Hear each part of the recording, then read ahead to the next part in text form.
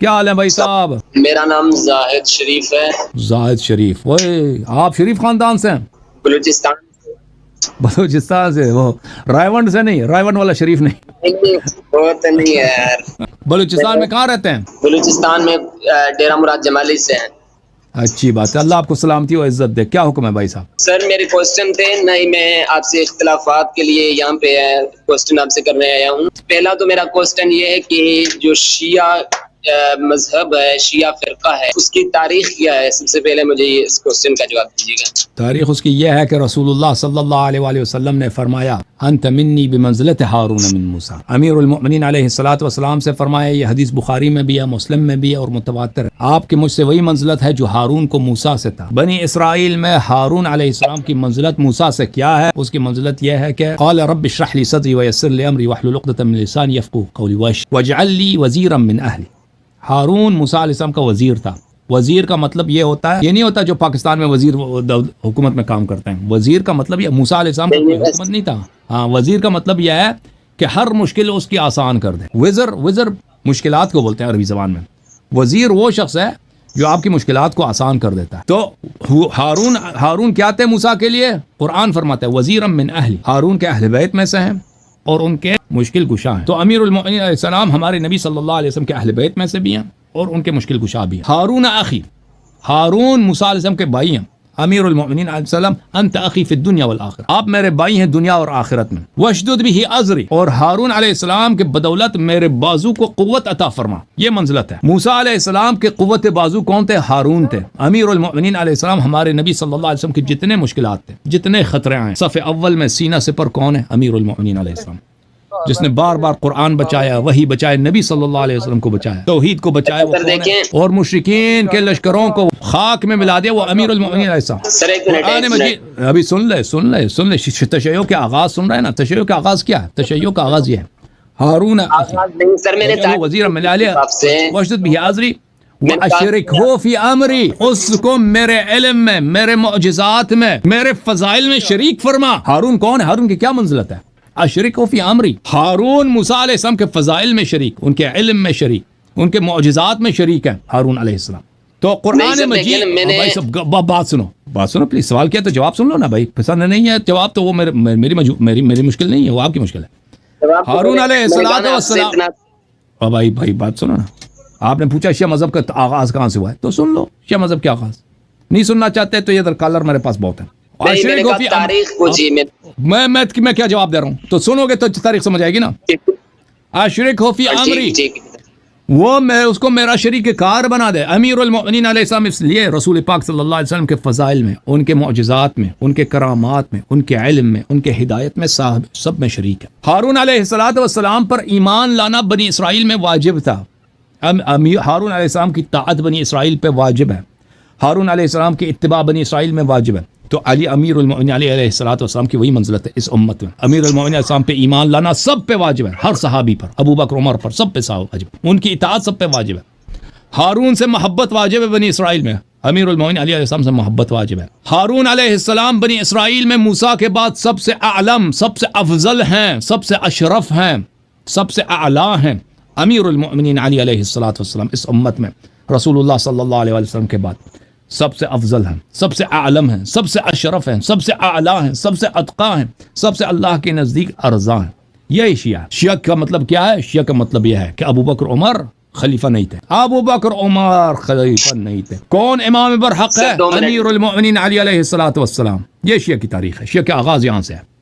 پیغمبر نے آغاز کیا، اللہ نے. میں نے اوکے ٹھیک ہے نا، میں نے تاریخ پوچھی اور تاریخ جو آپ نے بتا دی، میں نے کہا ٹھیک ہے. میں نے جو میں یہاں پہ اتنا کوئی سر آپ کا ٹائم ضائع نہیں کرنا ہے، ویسٹ نہیں کرنا ہے. میرے صرف دو آپ سے کوسچن یہ ہیں کہ میں نے پہلے آپ سے شیعہ کی صرف تاریخ پوچھی کہ کس سن سے جو ہے وہ شروع ہوئے. ٹھیک ہے، پیغمبر نے آغاز کیا نا، پیغمبر نے آغاز کیا ہوا ہے. پیغمبر نے جب کہہ دیا انت منی بمنزلت ہارون من موسیٰ وانت خلیفتی فی امتی، تو یہ اس کا آغاز ہے. Thank you sir. کیا آگے کیا چاہیے؟ دوسرا میرا کوسچن یہ ہے کہ قرآن مجید میں اللہ تبارک و تعالی نے فرمایا ہے وَإِنَّ مِن شِيعَتِهِ لَإِبْرَاهِيمَ. تو اس کی بہت سارے میں نے دیکھے ہیں آپ کے شیعہ حضرات اہل سنت اور دیوبند حضرات جو اس کی شیعت لفظ کی جو ورڈ ہے اس کی میننگ یہ لیتے ہیں کہ جی شیعت کا لفظ جو ہے گرو کے معنی میں بھی استعمال ہوتا ہے، طریقے کے معنی میں بھی استعمال ہوتا ہے، لیکن بہت سارے آپ کے شیعہ ذاکر اور جو اسٹیج پر آپ کے جو شیعہ کے علماء ہوتے ہیں وہ یہ کہتے ہیں کہ جی شیعہ سے مراد جو ہے شیعہ مراد ہے، البتہ ابراہیم علیہ السلام بھی شیعہ میں سے تھے، تو آپ اس کے بارے میں کیا کہتے ہیں؟ مجھے جواب چاہیے۔ جو وہی کہتے ہیں کہ یہ اس اہل بیت علیہ السلام کی روایت میں من شیعت ابراہیم، اہل بیت علیہ السلام کی شیعہ میں سے ابراہیم تھے۔ آپ شیعہ لیتے ہیں اور وہ جو گرو لیتے ہیں یا طریقہ کے معنی میں لیتے ہیں وہ ان کا پھر غلط کس کے طریقہ، کس کے طریقے پہ تھا؟ وَإِنَّ مِن شِيَعَتِهِ، کس کے طریقے پہ؟ نوح علیہ السلام کے طریقہ پہ سے سر رکوع میں آتا ہے وَلَقَدْ نَادَانَا نُوحٌ، جی بس صحیح فرمایا، صحیح فرمایا۔ وہ جو ہے نا وہ اس کی کوئی روایت حدیث نہیں ہے، ٹھیک ہے نا، اور ترتیب قرآن جو ہے یہ ترتیب نزول نہیں ہے، ترتیب جمع ہے۔ ابھی آپ کے پاس عربک کوئی ڈکشنری پڑھی ہے جس میں آپ دیکھ سکیں کہ شیعت کی لفظ ورڈ کی جو میننگ ہے وہ آپ مجھے دکھا سکیں گے؟ پیروکار بھائی، اس کی ڈکشنری کی ضرورت نہیں ہے۔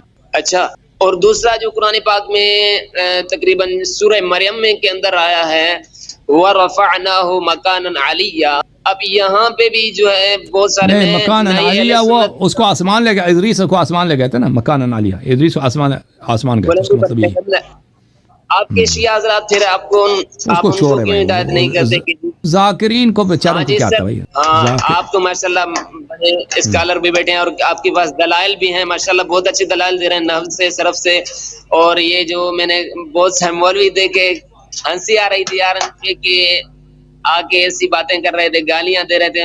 دلیل ہو نا بھائی، دلیل کے طور پہ بات کیا کریں، جو بھی مولوی ہوں، علامہ صاحب ہوں، جیسے مثلا بڑے بڑے علامہ صاحب دلیل لے کے آئیں، جس طرح آپ کے پاس دلائل پڑے ہیں۔ میں تو یہاں پہ نہ ہی آپ سے نہ مناظرہ کرنے آیا تھا اور نہ ہی میں کوئی بڑا عالم یا مفتی ہوں، میں اسٹوڈنٹ لائف میں ہوں اور آپ سے یہ سوال پوچھ رہا تھا۔ تو سر دوسرا جو آپ نے کہا کہ حضرت ابو بکر صدیق رضی اللہ تعالیٰ عنہما وہ انہوں نے جو ہے وہ خود دور حکومت میں آئے، وہ اپنی طرف سے آئے اور ان کے اوپر کوئی نص نازل نہیں ہوا ہے، نص وارد نہیں ہوا ہے۔ تو دیکھیں آپ نے جو پڑھا کہ وَمَن لَّمْ يَحْكُم بِمَا أَنزَلَ اللَّهُ فَأُولَٰئِكَ هُمُ الْكَافِرُونَ، تو اس کی ذرا مجھے آپ کوئی اپنی تفاسیر میں سے جو تفسیر ہے مجھے دکھا سکیں گے کہ اس کی تفاسیر کیا لکھتے ہیں مفسرین اکرام؟ وَمَن لَّمْ يَحْكُم بِمَا أَنزَلَ اللَّهُ فَأُولَٰئِكَ هُمُ الْكَافِرُونَ، یہ آیت واضح ہے، تفسیر کی آیت بہت واضح ہے، آیت صریح ہے۔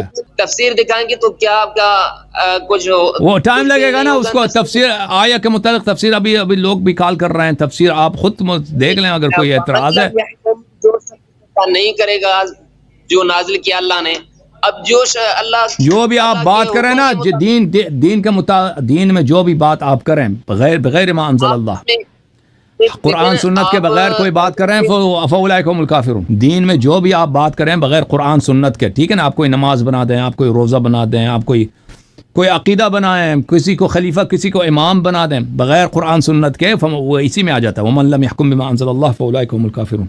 خلیفہ بناتے ہیں تفسیر مجھے دکھانا ہے سر، دیکھیں اگر صدیق اور حضرت عمر فاروق کی یہاں پہ بات ہوتی تو آپ مجھے تفسیر دکھا دیں۔ تفسیر یہ کوسچن نہیں کیا تھا لیکن آپ کر رہے تھے بار جو پوری ساری لائف میں 12 بجے سے بیٹھا ہوں اور آپ کہہ رہے تھے کہ حضرت ابو بکر صدیق رضی اللہ تعالیٰ عنہ، آپ دیکھیں ومن لم يحكم، آپ اس کا تفسیر کریں، آپ تفسیر کریں تاکہ مجھے آپ کا اعتراض سمجھ آئے۔ آپ سمجھتے ہیں کہ آئے کچھ اور کہہ رہا ہے، آئے یہ کہہ رہا ہے کہ جو حکم دے دے، جو کوئی دین کی بات کرے جو بغیر ما انزل اللہ نے نازل نہیں کیا، یعنی قرآن سنت کے بغیر آپ نماز بنا دیں دین میں، روزہ بنا دیں، کوئی بھی چیز بنا دیں دین میں، عقیدہ بنائیں، کسی کو امام بنا دیں، کسی کو خلیفۃ الرسول بنائیں، یہ فاولئک هم الکافرون، یہ کافر ہیں، یہ آیا واضح ہے۔ آپ کہہ رہے ہیں کہ اس کا کچھ اور تفسیر ہو سکتا ہے، بسم اللہ پیش کریں۔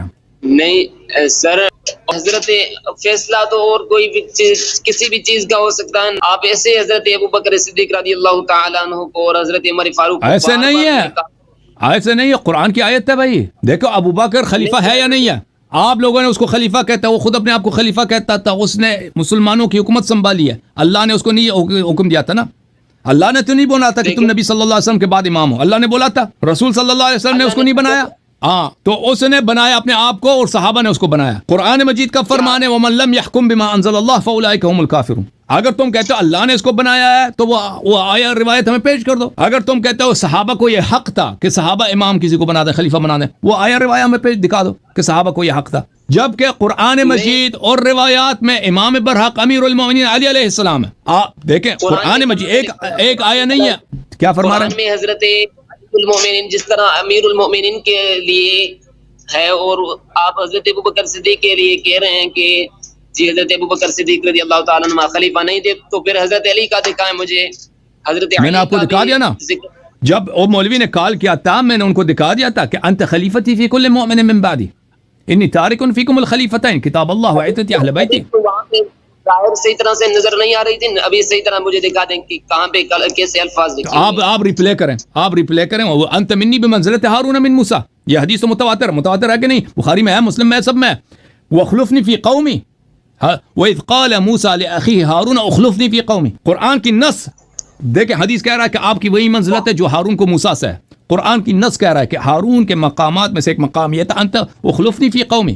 وَإِذْ قَالَ مُوسَىٰ, اب آئی سن لو کیا, وَإِذْ قَالَ مُوسَىٰ وَإِذْ قَالَ مُوسَىٰ, سنیں گے تو اب آئی سنیں گے تو سمجھ آئے گی نا. وَإِذْ قَالَ مُوسَىٰ لِأَخِيهِ ہارون, یاد کرو اس وقت کو جب موسیٰ نے اپنے بھائی ہارون سے کہا اخلفنی فی قومی, میرے قوم میں تو میرا جانشین بن, تو میرا خلیفہ ہے میرے قوم میں. حدیث کہہ رہا انت منی بمنزلت ہارون من موسیٰ, قرآن کہہ رہا ہے کہ ہارون موسیٰ کا خلیفہ تھا, تو ثابت ہوگا کہ امیر المومنین خلیفہ.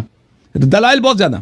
یہ آپ ثابت کر رہے ہیں بھائی, دیکھیں نا سر آپ بھائی اسی طرح ابھی ثابت کر لیا نا, ابھی ثابت کر لیا. آپ کہہ دیں کہ کس طرف ثابت کر رہا ہوں, دوبارہ پشتو میں بولوں اور پنجابی میں بولا, پشتو کی خبر ہے وہ کم, پشتو پوئے جی, نہیں پشتو میں نہیں, پشتو نہ بلوچی میں بات کریں. بلوچی نہیں, بلوچی ابھی نہیں سیکھے میں نے.